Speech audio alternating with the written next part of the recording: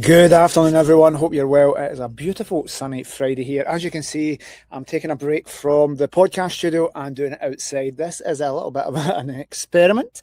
I normally do them in the nice, controlled, quiet recording studio where I can control everything and there's no variables.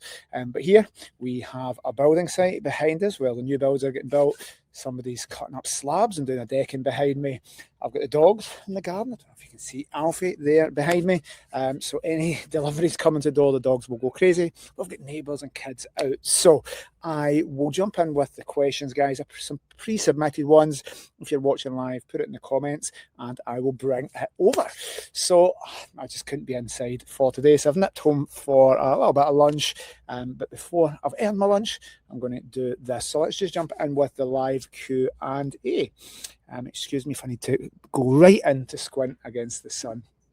So next question here, do you need to own a property to start off in a service accommodation business?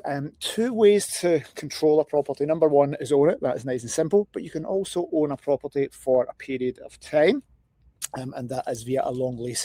We call it rent to rent here in the UK, or rent to service accommodation. So you don't need to do it. You can rent a property at a buy to let, rent it at a higher rate, keep the margins. So you don't need to own it. Guys, I think rent to rents have a lot of different layers of complexity there that owning a property doesn't. So you don't need to own a property to start off in a service accommodation business. And again, if you're a property manager with Pillow Partners, you don't need to own property to help other people by adding value to them. So no, you don't. Next question. Buy-to-let versus service accommodation, which is a better choice in 2026? So having had a letting agency that manages buy-to-lets and service accommodation for 20 plus years, we take a kind of agnostic approach to this. If somebody comes to us with a property, we will pick the best strategy for them. So people that do service accommodation will tell you service accommodation is best.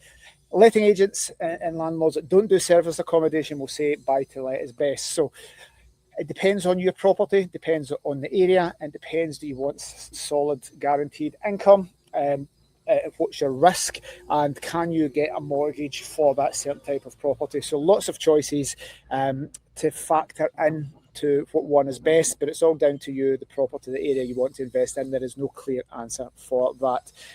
But service accommodation is still doing fantastically well in 2026, I can promise you that. Next question. What is the biggest fear that stops people from starting a business? The biggest fear, and that is a great question. I'm going to say that's fear of failure.